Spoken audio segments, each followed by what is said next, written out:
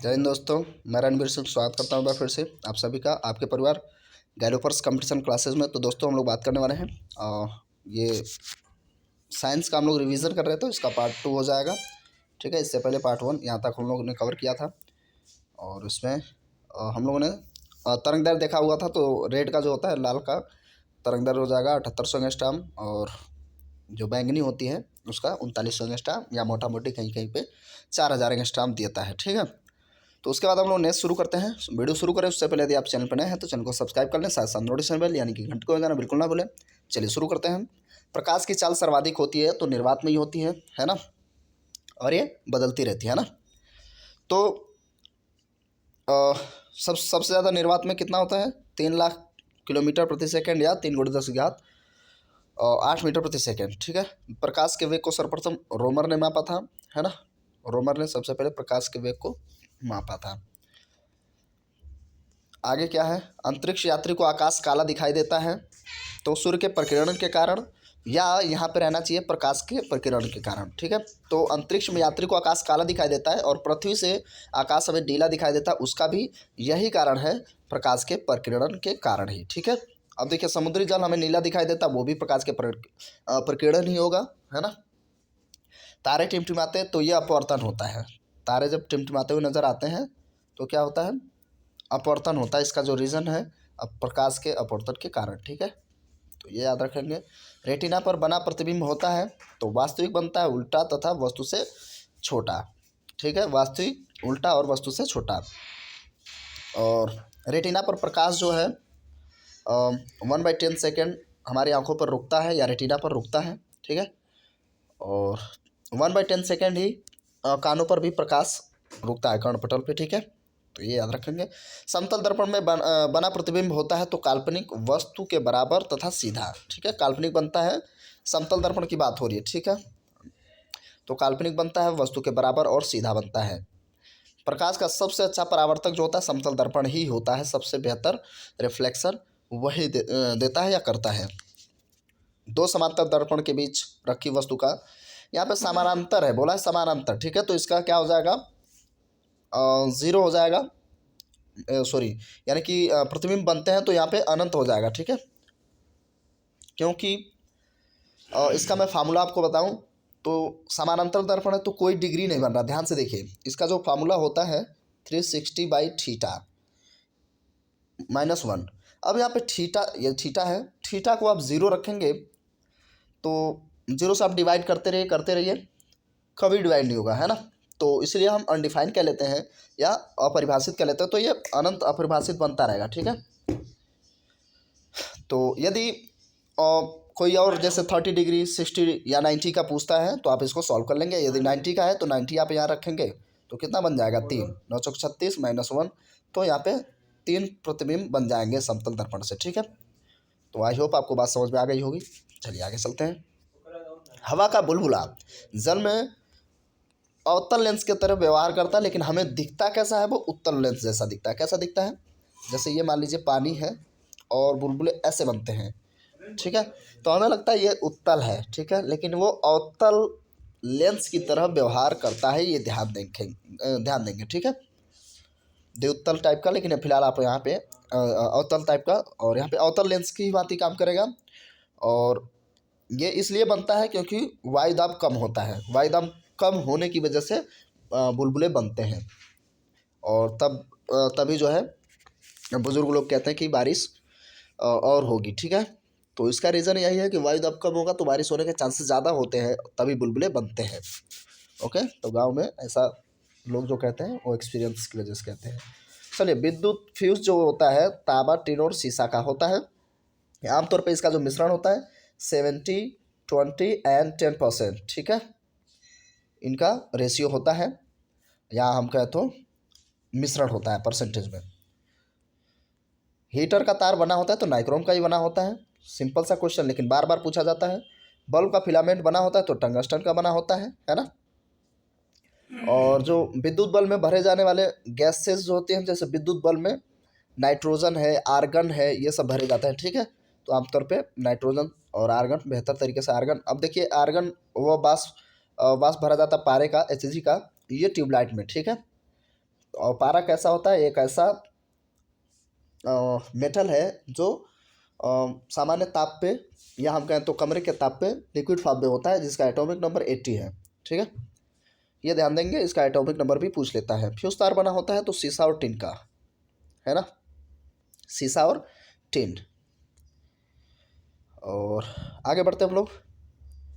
80-20 शायद इसका जो है रेशियो है या परसेंटेज है। फोटोग्राफी में उपयोगी तत्व है, जो फोटोग्राफी में सिल्वर ब्रोमाइड होती है, ये ध्यान देंगे।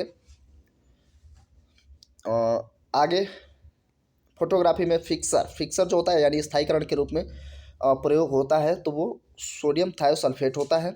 फिक्सर के रूप में जो काम करता है सोडियम थायोसल्फेट। ठीक, फोटोग्राफी में कौन सा अम्ल प्रयोग किया जाता है? तो ऑक्सैलिक एसिड। ठीक है, ऑक्सैलिक अम्ल इस्तेमाल में लाया जाता है। तेल दीप की बत्ती में तेल ऊपर उठता है। तेल दीप की बत्ती में तेल ऊपर किसकी वजह से? केशिकत्व क्रिया के कारण। ठीक है, और केशिकत्व के बारे में बात करें तो जैसे ज़मीन में नमी बनी रहे, इसके लिए क्या करते हैं हम लोग? और खेतों में उसकी जुताई करके और उसको सरावन वगैरह होता है वो लगा दिया जाता है। और प्रायद्वीपीय नदियों की बात करें तो प्रायद्वीपीय नदियाँ को जो प्रवाह होता है उस पर भी यही रूल फॉलो होता है। ठीक है, केशिकत्व का, तो समझ गए होंगे। आगे हीरा का चमकना तथा मृग मरीचिका बनने का जो कारण है वो पूर्ण आंतरिक परावर्तन है। पूर्ण आंतरिक परावर्तन की वजह से क्या होता है? हीरा चमकता है या मरीचिका बनती है। ठीक है, भूस्थिर उपग्रह की ऊंचाई। भूस्थिर उपग्रह की ऊंचाई जो है 3600 किलोमीटर, ये और डेटा याद रखेंगे। 3600 किलोमीटर जो है भूस्थिर उपग्रह, यानी कि भूमि से ऊपर जो उपग्रह आप सेट कर सकते हैं, सैटेलाइट जिसे कहते हैं, वो 3600 किलोमीटर के रेंज पे।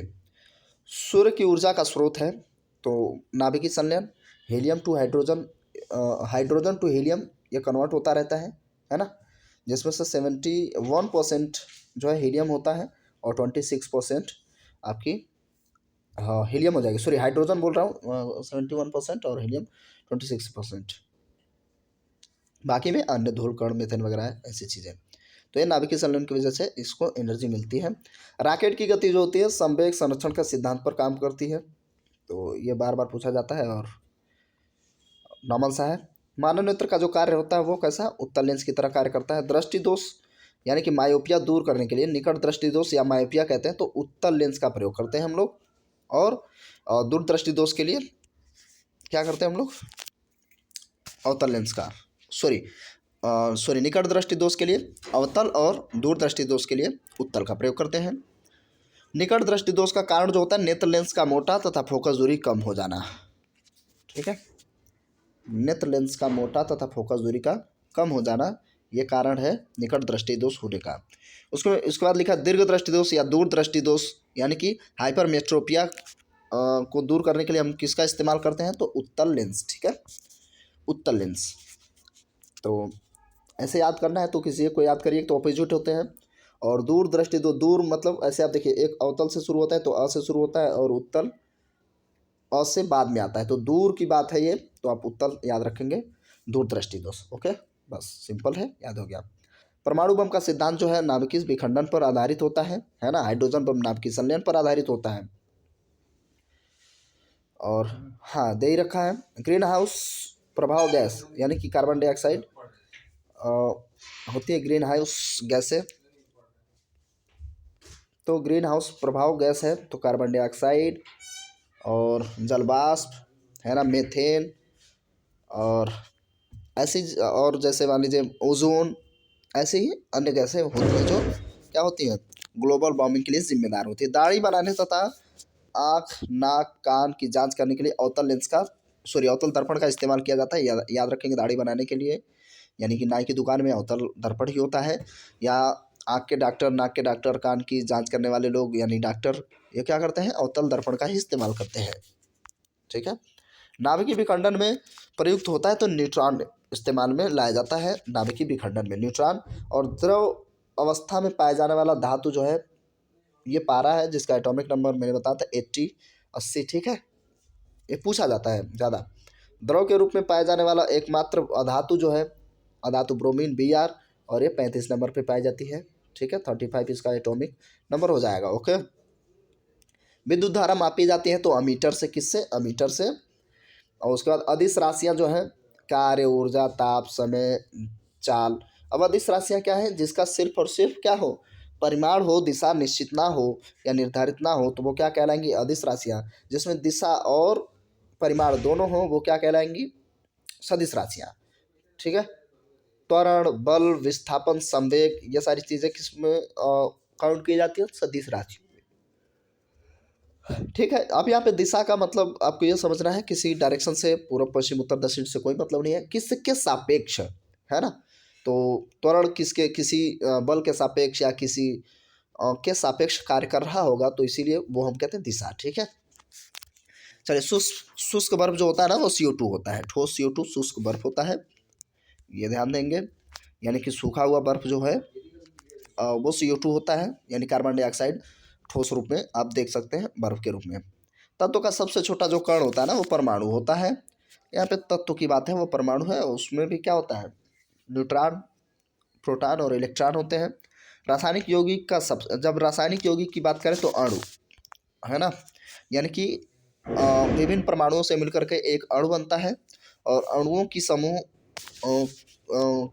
मिल करके किसी एक हम कहें तो पदार्थ या वस्तु का निर्माण करते हैं। ठीक है, जैसे और यहाँ पे मैं कहूँ H जो है ये एक तत्व है।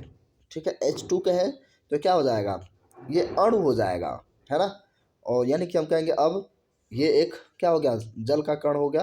तो इसमें क्या है, अगर सिर्फ ऑक्सीजन लिखता मैं तो ये परमाणु होता है, और H2O लिख दिया तो ये क्या हो गया, H2O एक अणु है, हाइड्रोजन के 2 और ऑक्सीजन का 1। ठीक है, परमाणु के 3 मौलिक कण कौन कौन से, इलेक्ट्रॉन, प्रोटॉन और न्यूट्रॉन होते हैं। बाद में पॉजिट्रॉन, दुनियादारी और भी बढ़ती जाती है, 4-5 हो जाते हैं, लेकिन मुख्यतः आप इलेक्ट्रॉन की खोज जो है जे थॉम्सन, आमतौर पे बचपन से सुनते आ रहे होंगे आप लोग, ईंट पर नाच, है ना। और प्रोटॉन की खोज जो है गोल्डस्टीन ने की थी, है ना, गोल्डस्टीन, प्रिस्टले का भी नाम आता है, लेकिन फिलहाल यहाँ पे गोल्डस्टीन ने खोज की थी प्रोटॉन। और रदरफोर्ड में भी कंफ्यूजन बना रहता है। ठीक है, गोल्डस्टीन ने खोजी थी, रदरफोर्ड ने संकल्पना दी थी, तो इसलिए ईंट पर नाच होता है, प से प्रोटॉन और र से रदरफोर्ड। ठीक है, फिलहाल न्यूट्रॉन की खोज जेम्स चैडविक। इलेक्ट्रॉन होता है कैसा, ऋणावेशित प्रोटॉन जो होता है, धनावेशित न्यूट्रॉन, दोनों नहीं होता है। पॉजिट्रॉन की खोज एंडरसन ने की थी, ये भी बढ़िया क्वेश्चन है। आगे बात करेंगे हम लोग, इलेक्ट्रॉन त्यागने एवं ग्रहण करने की प्रवृत्ति जो होती है वो ऑक्सीडेशन यानी ऑक्सीकरण और अवकरण कहलाती है। जब इलेक्ट्रॉन त्यागा जाएगा तो उसे हम कहेंगे ऑक्सीकरण, और ग्रहण किया जाएगा तो उसे हम अवकरण कहते हैं।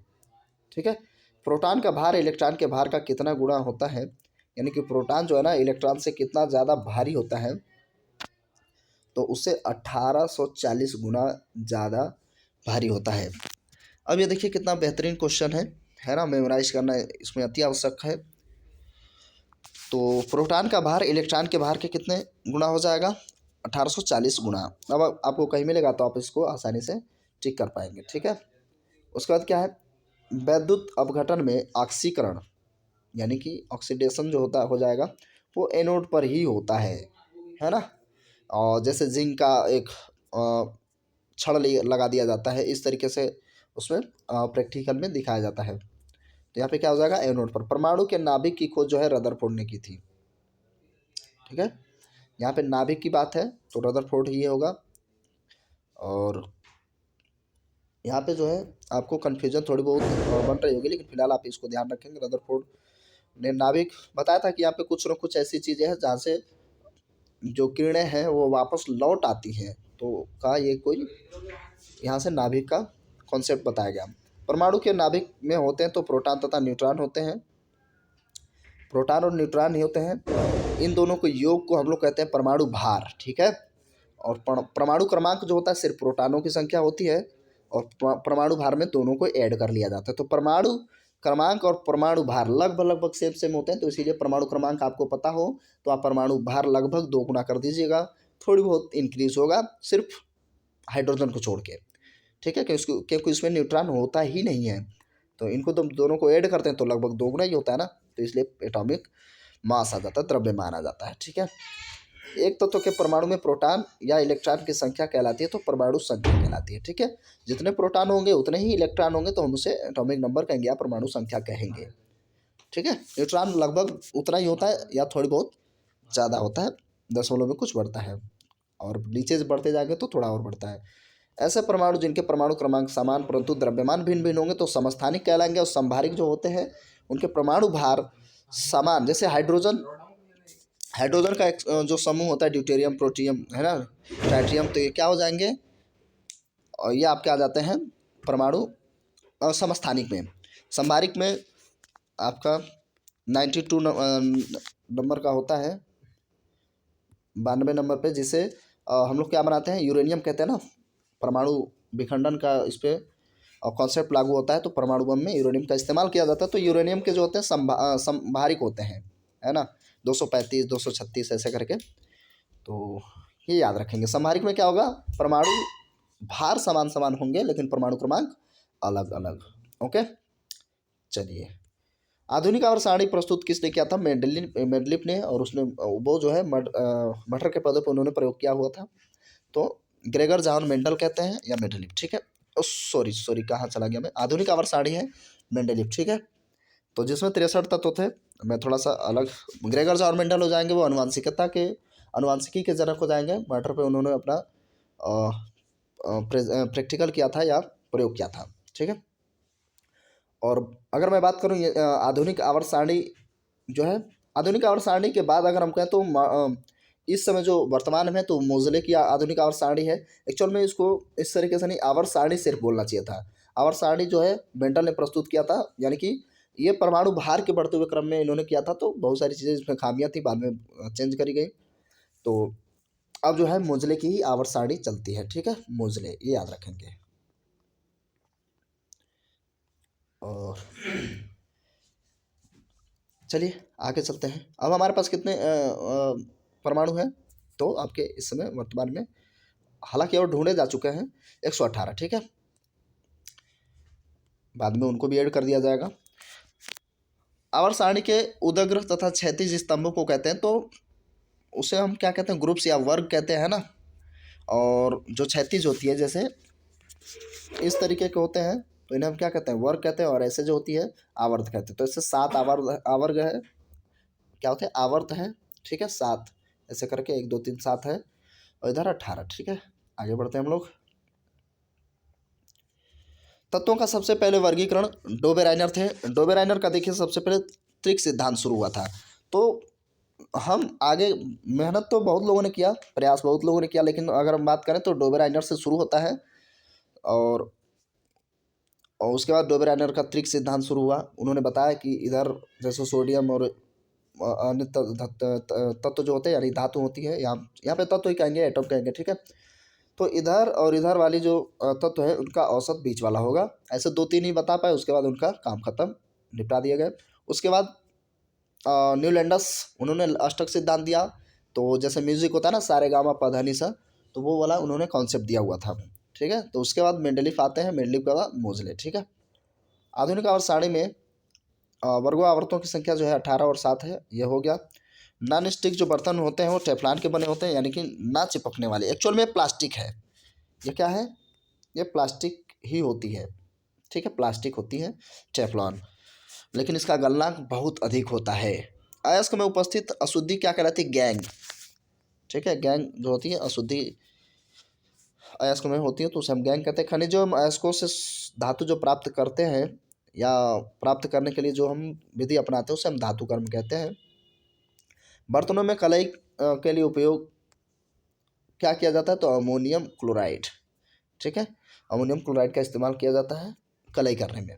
पटाखों में हरा रंग बेरियम के कारण, है ना, और लाल रंग स्ट्रांसियम के कारण। ठीक है, यहाँ देखिए नीचे नीचे दिया भी है, चटक लाल रंग स्ट्रांसियम के कारण होता है। भविष्य का ईंधन हम हाइड्रोजन को ही कहते हैं। ओके, तो आज के लिए बस कितना हो गया, 14 तक हो गया। चलिए आज के लिए इतना रखते हैं, और इसके बाद फिर से इसका नेक्स्ट पार्ट आएगा, और बाकी चीज़ें आपको मिलती रहेंगी, मैथ्स, रीजनिंग और अन्य सब्जेक्ट्स के भी, है ना, ट्रिकी मैथ्स आपको मिलता रहेगा। तो चैनल से जुड़ें, लोगों को शेयर करें, है ना। चैनल को सब्सक्राइब कर लें, साथ साथ नोटिफिकेशन बेल यानी घंटा को बजाना बिल्कुल ना भूलें। चलिए मिलते हैं अगले वीडियो में, तब तक के लिए नमस्कार। जय हिंद, जय भारत।